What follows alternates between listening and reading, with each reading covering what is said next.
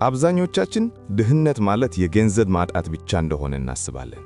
ነገር ግን ኪሳችን ከመራቆቱ በፊት አእምሮአችን ነው ቀድሞ ባዶ የሚሆነው። ዛሬ ጠዋት ከእንቅልፋችሁ ስትነሱ ስለ ጎደላችሁ ነገር ነው እያሰባችሁት ወይስ ፈጣሪ ስለሚሰጣችሁ ጸጋና ዛሬ ስለምትፈጥሩት አዲስ ዕድል? ታዋቂው የጥንት ፈላስፋ ሴኔካ ድሃ ማለት ጥቂት ያለው ሳይሆን ብዙ የሚመኝና ሁልጊዜ በማያገኘው ነገር የሚማረር ነው ይላል። አሁን የማካፈላችሁ 5 የሥነ ልቦና ማነቆዎች ሳናውቀው እጃችንን አስረው አቅማችንን አዳክመው በድህነት አዙሪት ውስጥ የሚያስቀሩንን ድብቅ የአስተሳሰብ ወጥመዶች ነው። ከነዚህ 5 ማነቆች ውስጥ በተለይ 3ኛውና 5ኛው አብዛኞቻችንን ከህልማችን እያስተጓጎሉ በኑሯችን ላይ ከባድ ጥላ ያጠሉ ናቸው።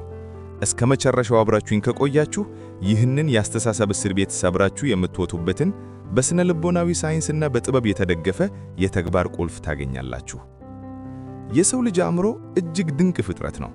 የምናስበው ነገር የህይወታችንን አቅጣጫ በትክክል ይወስናል። በስነ ልቦናው ዓለም ስካርሲቲ ማይንድሴት ወይም የእጦት አስተሳሰብ የሚባል ጽንሰ ሐሳብ አለ። ይህ አስተሳሰብ አእምሮአችን ሁልጊዜ አይበቃኝም፣ የለኝም፣ አልችልም በሚሉ አሉታዊ ድምጾች እንዲሞላ ያደርጋል። ታዲያ እነዚህ ድምጾች ህይወታችንን እንዴት ወደ ድህነት ያመሩታል? አሁን በቀጥታ እነዚህን ማነቆች ወደ መመልከት እንለፍ። አንደኛ፣ የጥፋተኝነት ስሜትና ሳናውቀው ገንዘብን መጥላት። ብዙዎቻችን ያደግነው ገንዘብ የኃጢአት ስር ነው የሚል የተሳሳተ ትርጉም በውስጣችን ታትሞ ነው። በመንፈሳዊም ሆነ በዓለማዊ ህይወት ገንዘብን መጥላትና ሀብታም መሆንን እንደ ክፋት የማየት ትልቅ የሥነ ልቦና ማነቆ ነው። እውነታው ግን የክፋት ስር የገንዘብ ፍቅር እንጂ ገንዘብ ራሱ አይደለም። ገንዘብ መሳሪያ ነው። ደጋግና መልካም ሰዎች፣ በእምነታቸው የጸኑ ምዕመናን በቂ አቅምና ሀብት ሲኖራቸው ለቤተሰባቸው፣ ለተቸገሩትና ለሀገር ሁሉ ትልቅ በረከት ይሆናሉ። አእምሮአችሁ ሀብትን እንደ ኃጢአት ካየው ሳታውቁት እጃችሁ እንዲወጣ ያደርገዋል። ይህንን ለማምለጥ ገንዘብን እንደ መልካም ሥራ መስሪያ መሳሪያ ማየት ይጀምሩ። ፈጣሪ የሰጣችሁን አቅም ተጠቅማችሁ ማደግ የእርሱን ስጦታ ማክበር መሆኑን ተገንዘቡ። አንደኛ፣ ነገ ይደርሳል የሚለው የማስተዋል ድርቅ ፕሮክራስቲኔሽን። ይህ ማነቆ ብዙዎችን መቃብር ድረስ አብሯቸው የሚሄድ በሽታ ነው።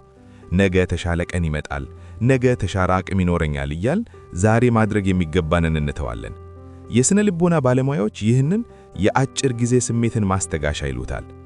ዛሬ ከሚከብደን ሥራ በመሸሽ የነገውን ሕይወታችንን አሳልፈን እንሰጣለን። ጊዜ ፈጣሪ የሰጠን ትልቁ ካፒታል ነው። ይህንን ለማምለጥ ዛሬውኑ ትንሽ ቢሆን እርምጃ መውሰድ ጀምሩ። ትልቅ ተራራ የሚወጣው በአንድ እርምጃ ነው። እዚህ ጋር የብዙዎቻችንን ሕይወት የሚመስል አንድ እውነተኛ ታሪክ ላንሳላችሁ። አንድ አባት ነበሩ። እጅግ ታታሪ፣ ሃይማኖተኛና ቤተሰባቸውን አፍቃሪ የነበሩ ሰው ናቸው። በመንግሥት ሥራ ላይ ለ30 ዓመታት በታማኝነት አገልግለዋል። ነገር ግን ሁልጊዜ በውስጣቸው ትልቅ ፍርሃት ነበረ። አዳዲስ ነገሮችን መሞከር፣ ሥራ ለመጀመር ወይም ባላቸው ትንሿ ገንዘብ ኢንቨስት ለማድረግ ሲያስቡ ቢከስርስ ያለችን ባታስ የሚል የሥነ ልቦና ማነቆ አስራቸው ነበር። እኔ ሪስክ መውሰድ አልወድም፣ ያለችን ትበቃኛለች ይሉ ነበር። ፈጣሪ መስገን ብሎ መኖር ትልቅ ጸጋ ቢሆንም የተሰጠንን መክሊት አለማብዛት ግን ሌላ ችግር አለው። እናም አንድ ቀን የምንጊዜም ተስፋቸው የነበረችው ብቸኛ ልጃቸው በጠና ታመመች። ሕክምናው ከፍተኛ ገንዘብ የሚጠይቅ ነበር። አባትየው ዘመናቸውን ሙሉ ያጠራቀሙት ገንዘብ ግን የልጃቸውን ሕይወት ሊያጠግብ አልቻለም። ያኔ ነው ይህ አባት አንድ ትልቅ የሕይወት ትምህርት የተማሩት። ከመጠን በላይ ጥንቃቄ ማድረግና ማደግን መፍራት ራሱ ትልቁ ሪስክና አደጋ መሆኑን ተረዱ። ይህ ታሪክ በቀጥታ ወደ 3ኛውና እጅግ አደገኛው ማነቆ ይወስደናል። 3ኛ፣ የፍርሃትና ሪስክን የመሸሽ አዙሪት ሎስ አቨርዥን። በመግቢያችን እንደጠቀስነው ይህ ማነቆ አብዛኞቻችንን እያገደ ያለው ነው። በስነ ልቦና ጥናት ሎስ አቨርዥን ወይም ኪሳራን መፍራት የሚባል ባህሪ ያለን። የሰው ልጅ 100,000 ብር ማግኘቱ ከሚሰማው ደስታ ይልቅ 10,000 ብር በማጣቱ የሚሰማው ህመም በእጥፍ ይበልጣል። በዚህም ምክንያት አዳዲስ ክህሎቶችን ለማር፣ ቴክኖሎጂን ለመጠቀም ወይም ገንዘባችንን በዘመናዊ መንገድ ለማብዛት ለምሳሌ በንግድ ወይም በጥናት ላይ የተመሰረተ ኢንቨስትመንት ወይም አክሲዮን ግዢ አንደፍርም። ድህነትን ለማምለጥ ስለት ያለ ሪስክ መውሰድን መማር አለብን። ዕውቀትን መገቢያት፣ የፋይናንስ ስነ ልቦናችንን ማሳደግ እና ብወድቅስ ከሚለው አስተሳሰብ ይልቅ ብወድቅም ተምሬ እነሳለሁ ባሸንፍስ ወደሚለው ብሩህ እይታ መሻገር ግድ ይለናል። አራተኛ፣ ራስን ዝቅ አድርጎ ማየትና የአይገባኝም ስነ ልቦና። ይህ ማነቆ ብዙ ጊዜ ከልጅነት አስተዳደጋችን የሚመነሳ ነው። እኛ የደሃ ልጅ ነን፣ ይህ ለኛ አይገባም የሚሉ ቃላትን እየሰማን ካደግን አእምሮአችን ያንን እንደ እውነት ይቀበላል። ታዋቂው የስነ ልቦና ሞሃ ካርል ጁንግ እኛ የምንሆነው የተፈጠረብንን ሳይሆን ለመሆን የመረጥነውን ነው ይላል። ከአማኝ በሆነ ፈጣሪ በአምሳሉ የፈጠረን በውስጣችን ትልቅ ፖቴንሻልና ጥበብን አስቀምጦናል።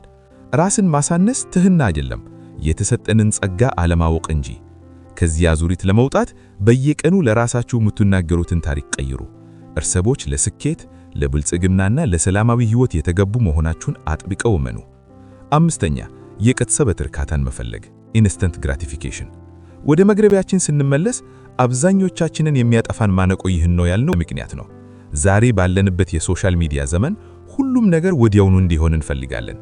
ገንዘብ ስናገኝ ለነገ ኢንቨስት ከማድረግ ዕውቀት ላይ ከማውላት ይልቅ ዛሬ ሰዎች እንዲያዩልን ብለን ውድ ልብስ፣ ስልክ ወይም ማይጠቅሙ ዕቃዎች ላይ እናጠፋዋለን። ይህ የስነ ልቦና ወጥመዶች የቅጽበት እርካታን ፈለጉ ይባላል። እውነተኛ ሀብት ግን ጊዜ ይፈልጋል። ስኬታማ ሰዎች የዛሬውን ጊዜያዊ ደስታ መስዋዕት አድርገው ለነገው ዘላቂ ነፃነት የሚሰሩ ናቸው። መጽሐፍ ቅዱስም ቢሆን በጥቂቱ የታመነ በብዙ ይሾማል የሚለው ዛሬ ላይ ትናንሽ መስዋዕትነቶችን መክፈል የነገውን ትልቅ ድል ያመጣል። ውድ ተመልካቾቼ፣ ድህነት በቂስ መራቆት የሚጀምር ሳይሆን በአእምሮ መሸነፍ የሚመጣ ውጤት ነው። እነዚህን 5 ማነቆች የገንዘብን ጥላቻ፣ ነገ ይደርሳል ማለትን፣ ሪስክን መሸሽን፣ ራስን ማሳነስንና የቅጽበት እርካታን መፈለግ ካሸነፍን ሕይወታችን መቀየሩ አይቀርም። ፈጣሪ አእምሮአችንን እንድናድስ፣ ጥበባችንን እንድንጠቀምና በምድር ላይ መልካም አሻራ እንድናሳርፍ ይፈልጋል። ከነዚህ 5 ማነቆች ውስጥ የእናንተን ሕይወት በብዛት እየፈተነ ያለው የትኛው ነው? እስኪ ሐሳባችሁን ኮሜንት ላይ አስቀምጡልኝ። ለቻናላችን አዲስ የሆናችሁ ሰብስክራይብ በማድረግ ይህን የመሰለ ሕይወት ቀያሪ ትምህርቶች ቤተሰብ ይሁኑ። ቪዲዮ ከተመቻችሁ ላይክ ማድረግ እንዳትረሱ።